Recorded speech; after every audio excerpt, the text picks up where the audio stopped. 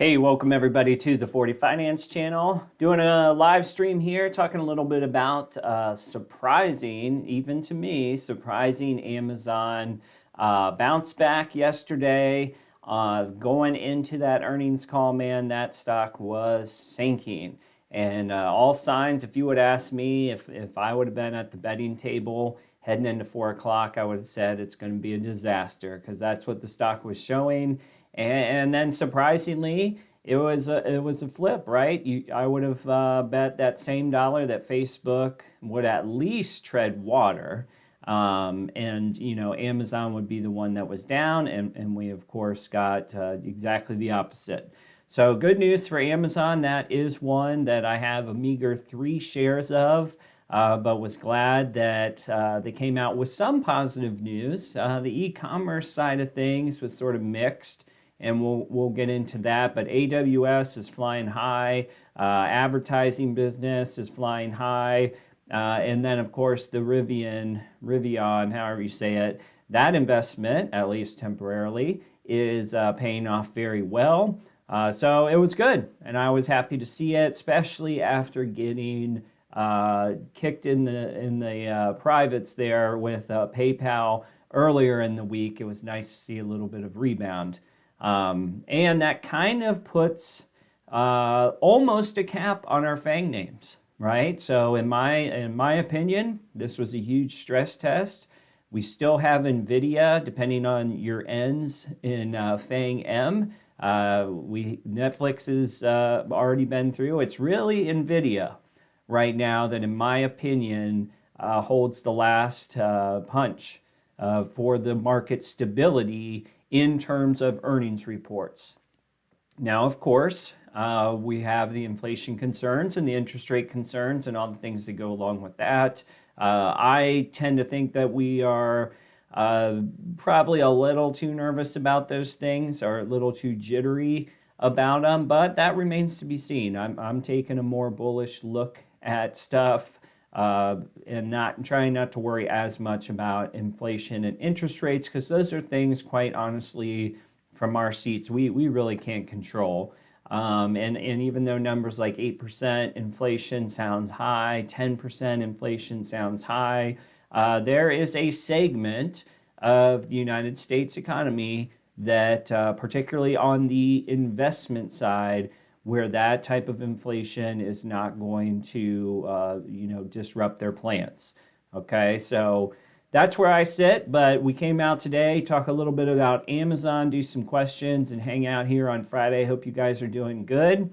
See Lions here, JM's here, Trevor Johnson, how you doing? Thanks, guys, for posting on the chat board, so I know that one's working.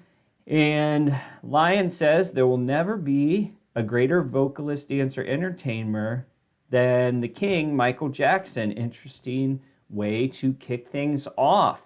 And that would spur quite a debate, I'm sure, across the internet. But I don't know. It's kind of like Tom Brady in the sense that Michael Jackson across the board, I mean, there's a lot in there on his scoreboard as far as in Lions' favor. All right. So I just want to show a couple quick things, and then, as always, we'll be getting to your guys' points. But just for fun, since it's a green day for Amazon, let's just take a look at how bad things really got. For the record, I'm in at about $3,100. This was my buy low, so to speak, candidate last year, and that has turned out to not be the low. And I'm sure there's some of you in there as well. So $2,800 on, looks like January 24. That's when the market was at, basically its most recent weak point. And if you go all the way back to try to replicate that number, at least on this chart, you're looking at June 29th of 2020. So not quite the entire pandemic season or pandemic stretch, but that's just amazing, right? So you're basically saying that you're wiping out everything in between there, and that's not to say that Amazon wasn't running hot. but I'm just not sure that it deserved this kind of downfall. But here we are. You're at least above 3,000, which is what I needed to get to. I'm basically swimming at par here on 31.99. I might be a couple bucks up. What I would have done if it crashed, and if it will crash in the first half of 2021, I'll probably buy one more share because I'm really focused on the QQQ right now. In terms of just trying to eliminate my single stock exposure a little bit and have an anchor to my portfolio. But I would definitely add Amazon under 3. Just to know, if you don't follow the stock, there's a lot of people who think that the second quarter could be tenuous for Amazon as well. That's the last big quarter with a lot of their updates and developments that they've put so much billions of dollars into. So, and then the second half, knock on wood, the second half for 2022 is projected from an accounting standpoint to be much better for Amazon. We'll see if that holds true, but that's the way I'm looking at it right now myself. All right, cover a couple things. I'm sure that if you're an Amazon stockholder, you've probably read most updates already, so I'm not going to bore you, but I'm going to grab this article here. Here we are in SeekingAlpha, and this is an independent article. I don't know this person. I cannot verify the facts or whatever, but I thought they did a pretty good job of outlining some of the more specific parts of the Amazon earnings. By the way, if you're interested in SeekingAlpha or learning more, my affiliate link is in the description. Gives you a significant discount on a 1-year premium subscription. So check that out if you're interested. Let's see. Let's get back to where I was. So Amazon shows tremendous strength where it matters. And the reason I like this article is because I had a little bit of trouble breaking out all the different parts of Amazon and stacking them next to each other. I didn't see a ton of segment results in the investors deck. They did have segments such as International, America, AWS, but I was more curious with the e-commerce as a whole, because e-com is on a downslide in the stock market. If you think about Etsy, Overstock, even Shopify, Melly, all those guys are getting crushed right now. Amazon boosted them today, but it is interesting to note, and I'll try to highlight this here, although, let's make sure I'm getting the right thing. Although quarter 4 revenue up 9% was in line with consensus, first-party online sales and third-party sales were weaker. Notably, online sales came in down 1% year over year. So 1%, not a big deal, but flat is not good for Amazon. And most importantly, I would say, is that flat is bad news for Etsy, Overstock, Shopify, etc. if you're expecting wild swings from those stocks in the short term.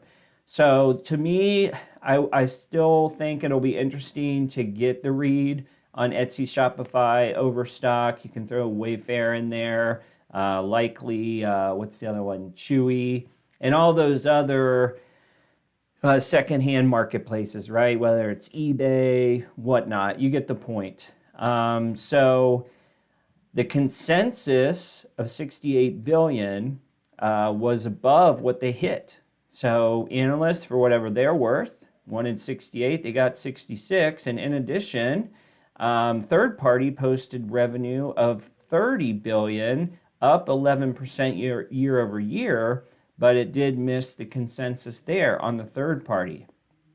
Then, then they end up talking about operating margins, labor costs, etc. That's been covered sort of ad nauseum on other stock channels. This is AWS. I'm going to skip it. AWS was awesome. It was great, plus 45%. Nobody's worried about AWS, but it's always good to get a confirmation. Now this advertising, which is doing very well, and this graph displays it perfectly. There's your 2020 Q4 on advertising, and you can see the growth year over year. And let's see if they break it down for us a little bit. Okay, so unlike Facebook, Amazon does not face headwinds from Apple's privacy changes because, Amazon is really just advertising within their marketplace. If you're selling a widget, you want to highlight that widget within the marketplace, that's what you can do. They also have some advertising legs in places such as their video. So Prime Video, some of those shows can have maybe some pre-roll advertisements, things like that. So their advertising business isn't under the same amount of stress as Facebook was. Let's see. He had some numbers here on advertising that I wanted to get into. All right. Therefore, it's clear Amazon will be channeling more resources in the advertising. The segment is expected to grow 30% in 2022, 25% in 2023. Notably, the e-commerce behemoth continues to dominate retail media ad spending with 77% a share, according to eMarketer. Moreover, this segment is expected to continue its robust growth in 2022. Year over year, reaching $41 billion. So this is, it had turned into sort of a secondary, or it went from just an idea, right, which is Amazon advertising and find ways to feature your product more on the marketplace. And now all of a sudden, if you figure that Amazon is, I believe it's the third biggest search engine. Don't quote me on that, but it's for sure top 5, right? Their store is the top 5 search engine in terms of people looking for things. Obviously, it's different than what people look for on Google, but there's some similarities there. Believe it or not, YouTube is in that mix, and I believe ahead of Amazon, oddly enough. So what has started as an idea is turning into a major growth flywheel for them, and they need more of it because e-com is obviously treading, it's coming off of the comps of COVID. No shocker, it's not growing at the same pace, but we need to keep this cash flow rolling in through AWS, advertising, whatever else they can come up with, and then it's the long run on the e-commerce side. And that's why they put all this money into the logistics network, which we will not fully realize the value of until the second half at best of 2022. Then you also have, on top of the money that they've put in, the concept of being perhaps a courier service, right? Not for doorsteps, but more like shipping cargo plans and stuff like that. Like, does Amazon get into that business? A lot of speculation that could be down the road. So I, for one, was very happy to see advertising and AWS being confirmed as still going strong. I think the e-com segment, as illustrated here, was, kind of flat. Luckily for this company, they have other things that are performing better. They can hang on to flat for now, but I don't know what that means for the e-com companies that haven't reported yet, and I just wanted to call that out. All right. Let me know in the comments too, what do you guys think of Amazon at 32? Would you touch it? Do you feel like there's more to come down? Let me get a drink here and we'll go through some comments together. Let's check on the markets real quick. Oh, NASDAQ over 2%. So great day, great bounce from the NASDAQ. Crude oil, I'm surprised, but we are getting close to $100 on crude oil. If you guys remember, I do not invest in oil stocks, or I chose not to, but not for environmental reasons, just because it's a commodity and I don't do that. However, I did say back on my last oil video that I just kind of reviewed the companies from my perspective, that $100 crude oil changes a lot of things for those guys, and we're getting there. So if you got in early on the oil stocks, or you think that $100 is imminent, there could still be a couple bucks in that trade. I'm always worried of when does the U.S. government come in and say, enough's enough on these prices, we've got the reserves, we've got other political means of doing things, we can bring oil down whenever we want. That for me is why I don't invest in it. But just a side note. Also, 10-year bond inching towards the dreaded 2%. I wish we'd get over that line so people stop talking about it.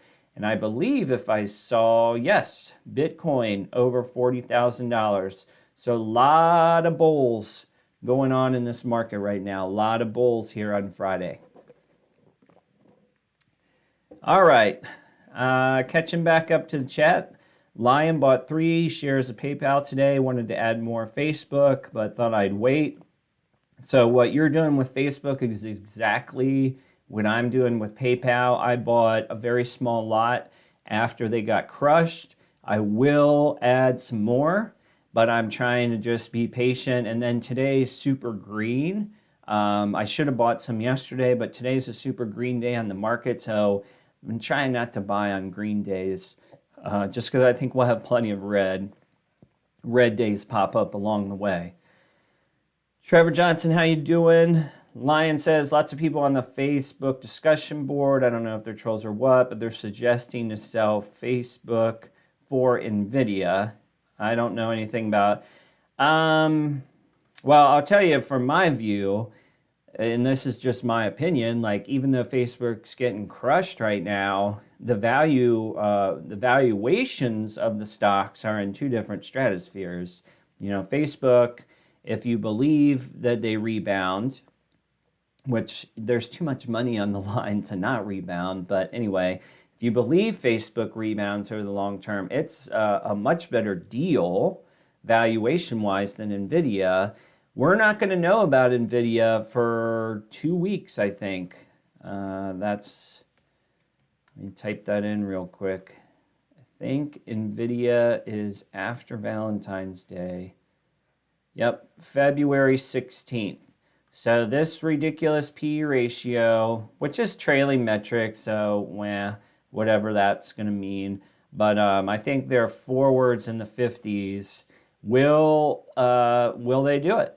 Can they get up to that level? You see Morningstar's got them at 200. I personally wouldn't buy NVIDIA today at 245, and I'd be much closer to this number before I even thought about it. But it's also in the QQQ, and so I've got my little slice of it. We'll see what they do. They've got a lot of pressure on the same token, however. AMD did their thing, and they play in the graphics cards and whatnot. We'll just have to see. All right, Sergio, last time I checked, Facebook was at, you're saying the same thing as me, 17 P/E ratio. It looks crazy cheap. And that's the thing that, you know, for me, it's PayPal. So Lion got crushed on Facebook. I got crushed on PayPal. Different companies, different, you know, Facebook probably has a better chance of growing faster than PayPal. But I will say, like, this is where the long-term investing comes into play. And for all the time that I've spent on PayPal, obviously on this channel, you know, I was disappointed. I was kicked in the face on that one. But I didn't sell a single share. And I'm not necessarily going to jump off the roof and buy 100 more shares, but I'm going to pick at it over time. And I still think that through 2025, PayPal's got as good a shot as anybody at rebounding. So I'm sticking with them, and this is a company that is still growing. Okay, it didn't grow at the level that people wanted. Facebook obviously didn't grow at the level people wanted, and you had advertising tracking concerns. But dude, this is a nothing burger in terms of a 3 to 5 year investment. So you just have to believe in whatever stock that you're buying, and we're all being tested on our individual stocks right now. Unless the only thing you hold is Apple and Microsoft, you're being tested. And I guess maybe Google too. All right.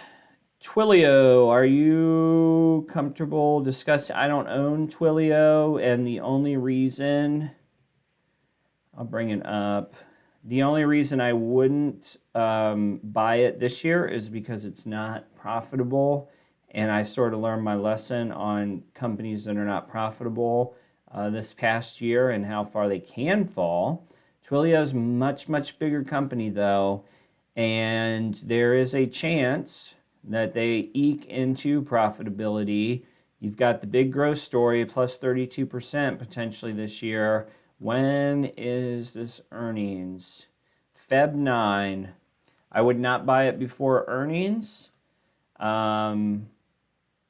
just because of how much people are getting. I think there's such a risk to the downside with earnings right now. And I'm not just picking on Twilio here. I'm talking about if they miss a one tiny thing, you know it can go down 20%. So I personally would not buy it before earnings.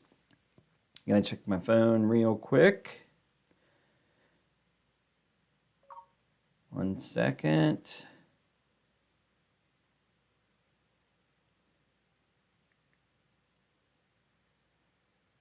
All right. So that's my thoughts on Twilio. Sergio, agree, very difficult to see Facebook staying below 300 for the long term. That's going on Lions, cost basis of 295 5 years from now.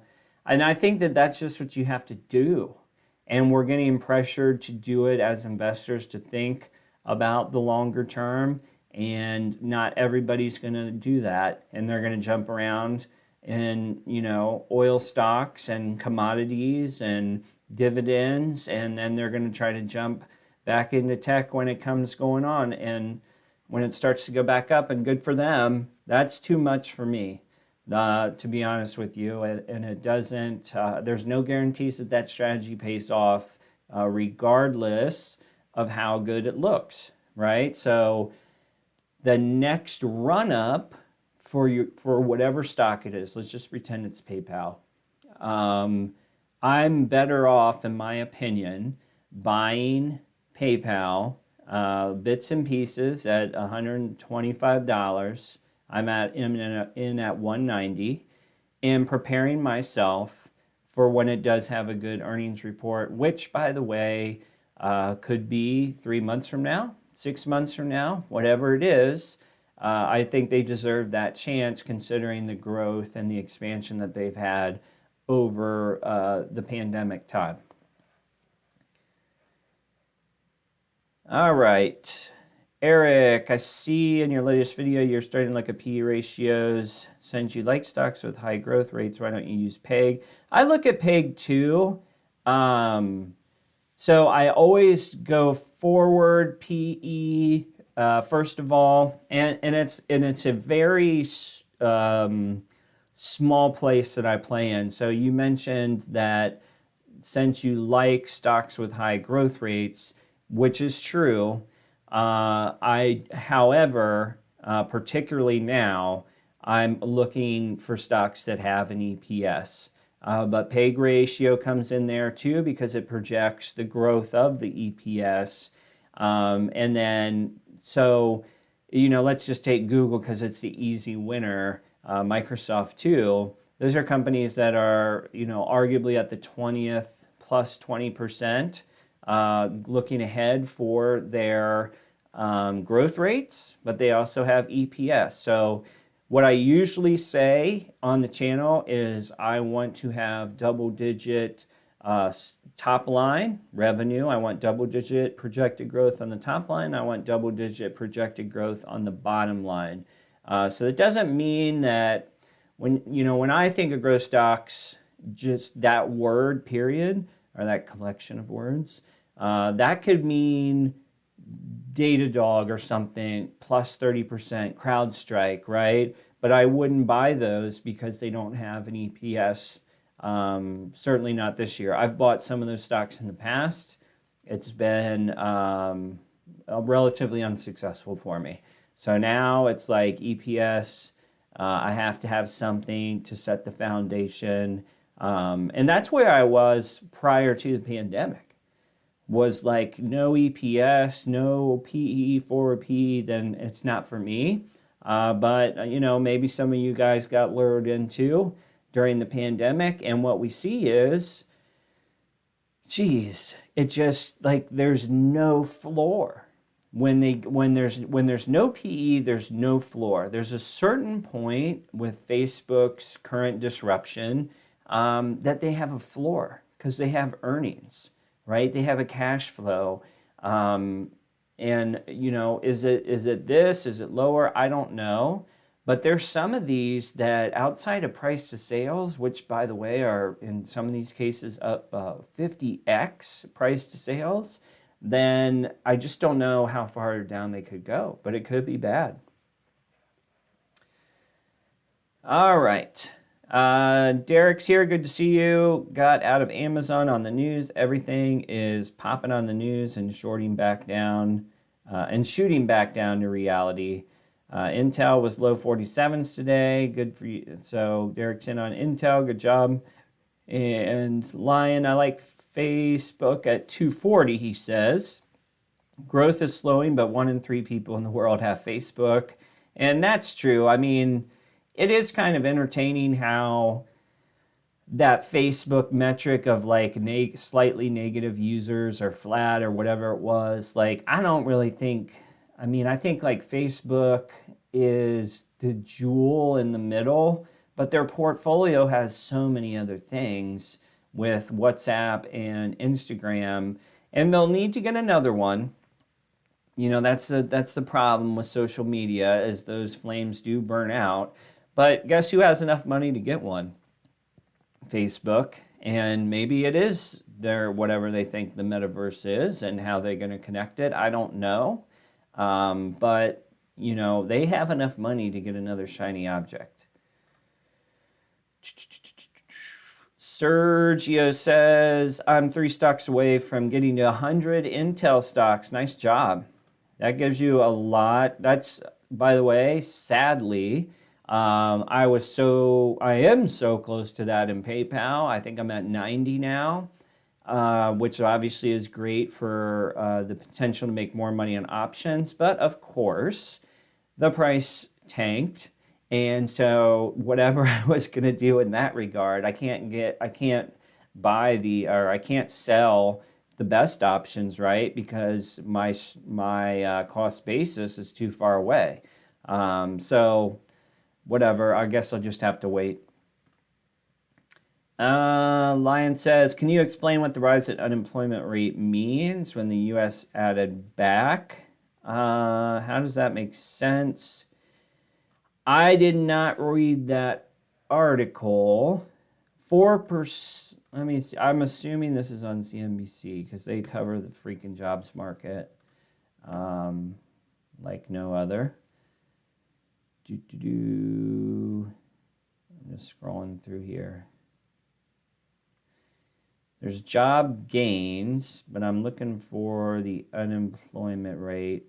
It could be Lion as simple as the different ways that they report. Long-term unemployment. The number of long-term unemployed fell by 300,000 from December. There are now 1.7 million Americans out of work for at least 6 months. They accounted for 25% in January, down from 31%. Long-term unemployment. Not sure what to make of this. I would say that this chart is helpful because I would argue that that's, I'm eyeballing it here. But 2019 If you remember Trump's presidential campaign, you know, that was some of the lower unemployment rates in history. And I know that this is long term, but man, these things are not very far off, whatever they are. So I wouldn't sweat it. I don't know who's making a big deal of it, but I don't think I'd sweat it. And the other part that's on here are to think about, and one of the reasons that I don't sweat unemployment rate is because these benefits that were given out have ended or will end each month as it goes on. So I mean, frankly, they took back the paying out the child care tax credit, right? So you used to get a portion of that as a separate check instead of claiming it on your income tax for certain people.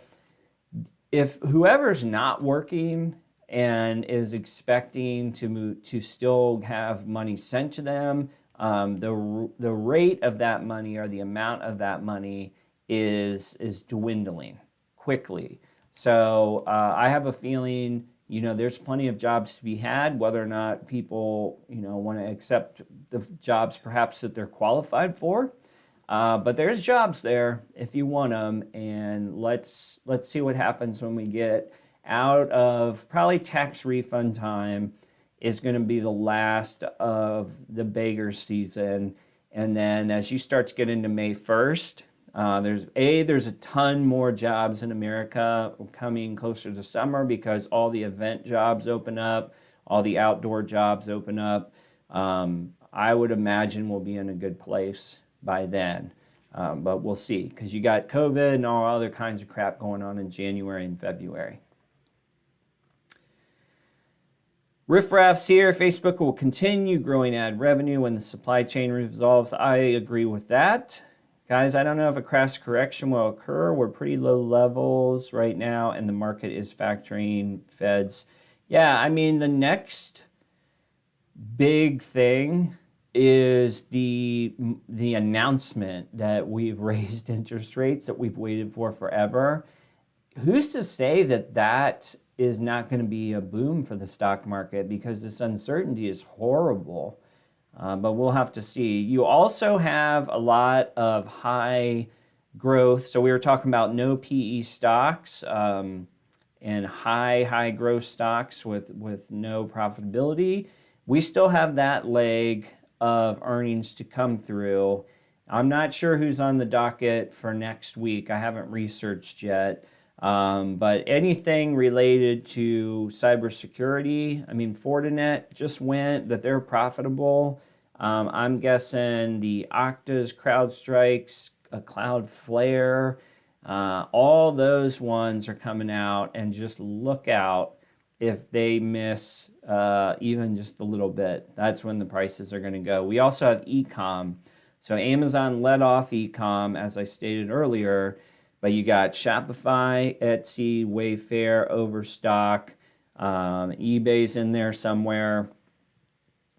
So there's still some interesting segments to come about. I think we need to be prepared. Hold on. Eliza, ever hear of Payo? I have not. I think we need to be prepared for tech stocks to fall below fair value right now. Oh, you guys are talking about the jobs thing. Sorry, I'm a little slow today. So maybe more people were hired, which is the 767K jobs report, but also people are still quitting. Yeah, and I think the quitting's a good call. Also, like, how's the crypto and NFT, like, made it home millionaires doing? I mean, I guess today they're doing really good, at least Bitcoin is.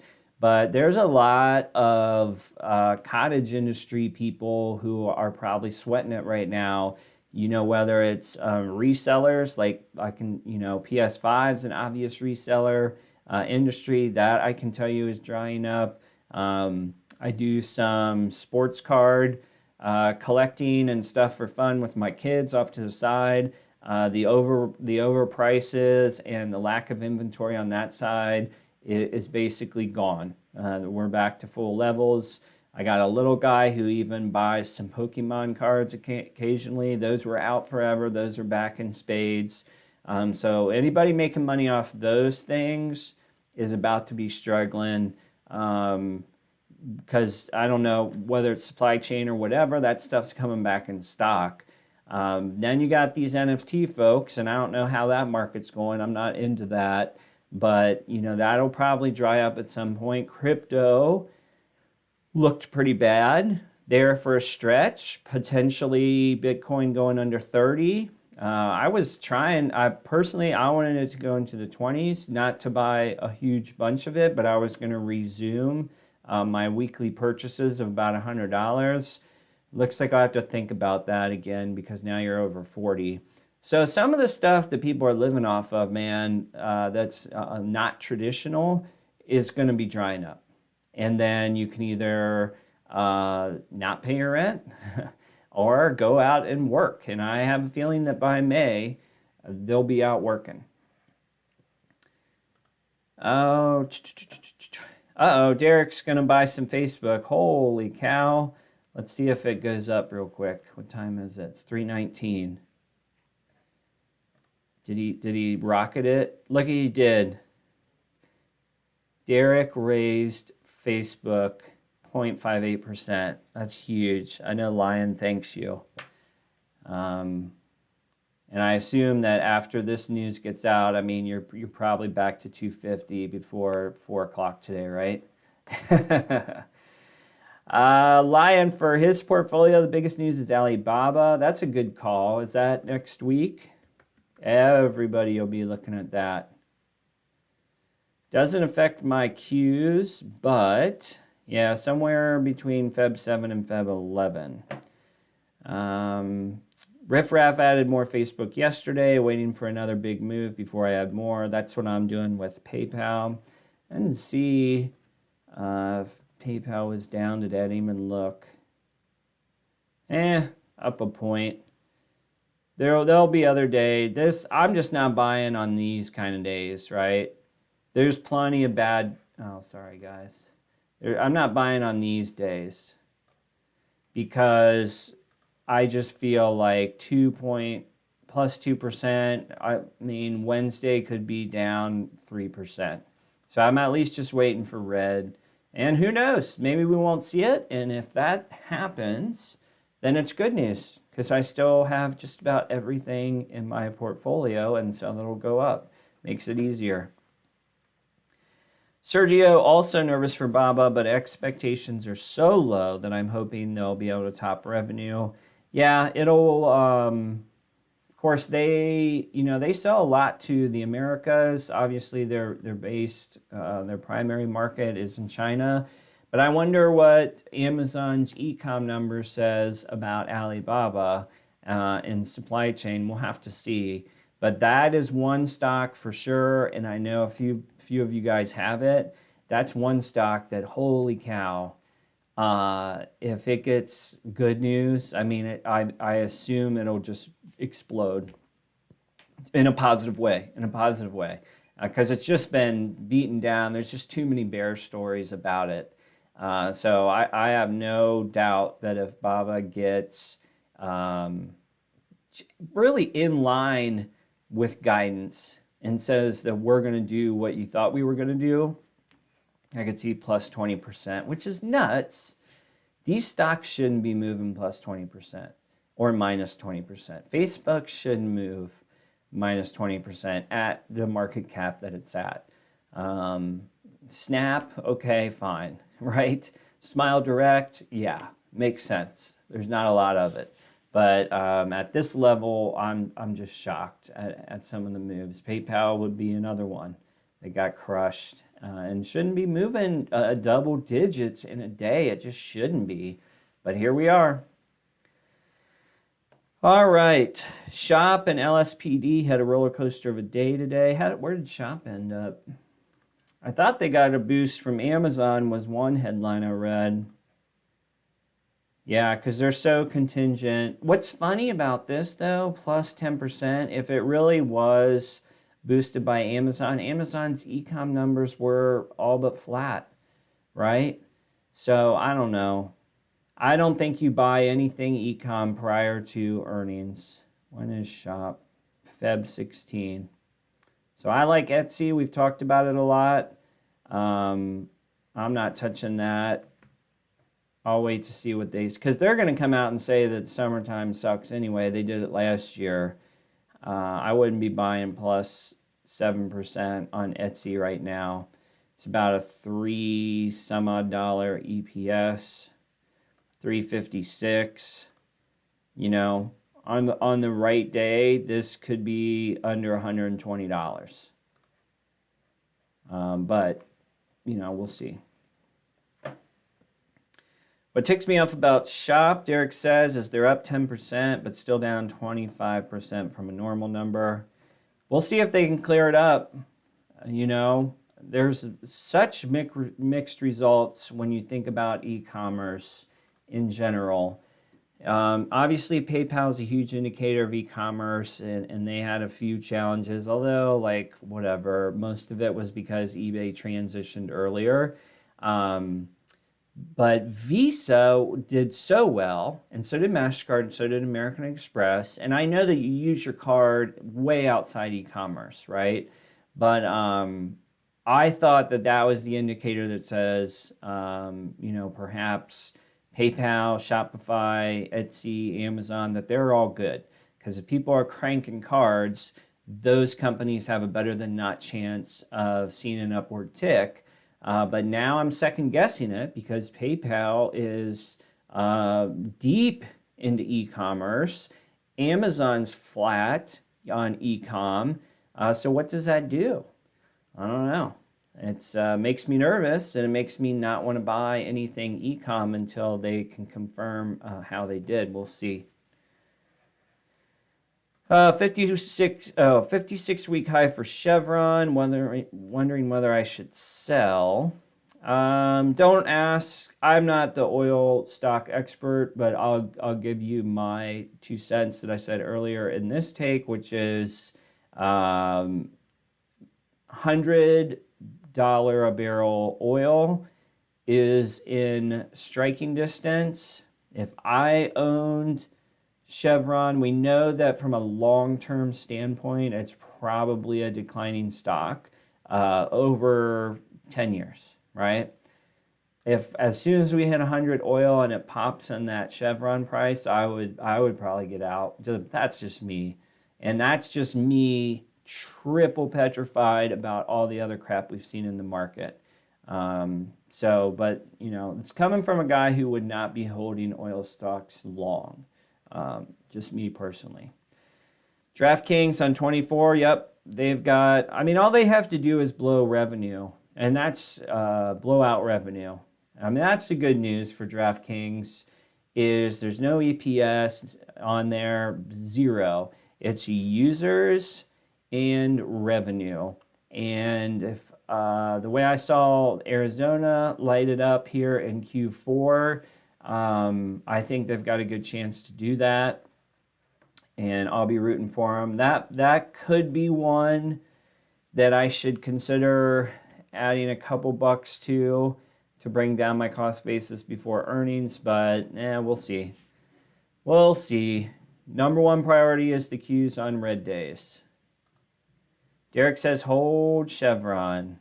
He probably knows more than me.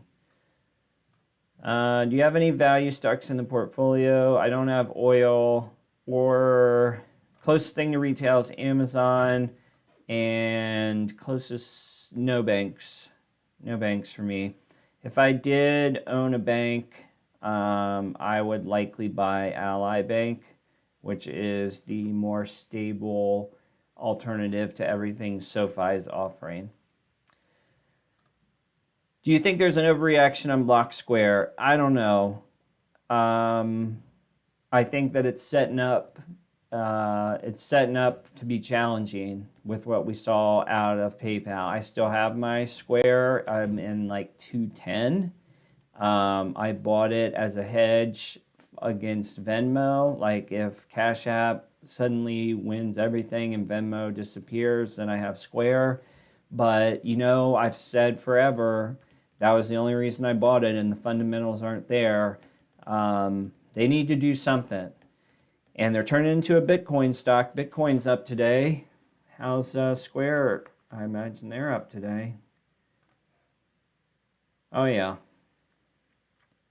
This is a Bitcoin stock big time. So, you know, that's the good news for Square people, including myself, is that if we do get a Bitcoin run, we're going to see this one conceivably go up right alongside it. When are they talking? Feb 24, so far away still. You know, 20 days away. We just have to be patient. They do have a small EPS, which is nice. If they confirm this, which is $1.82, and you want to say PE of 100, then that's $182. I just don't know if people will pay that anymore, because this sucks. Single digit growth. To me, it's very disappointing how this is materialized. This was not this way, but they keep, guiding downward, and now you're at single digits. So I don't know. I'm not super excited about it, but I'm just waiting because it's beaten down to the point that it's not worth selling. You might as well wait and find out what happens, but be careful adding. All right, guys, I got to roll. Hope you all had a good week. My week was mixed. Probably a net loss for me this week because PayPal was such a big to-do. But QQQ was net gain. Unfortunately, my cost basis doesn't do that, doesn't handle that very well in the short term. But we keep cranking. Got some more stuff to look forward to next week.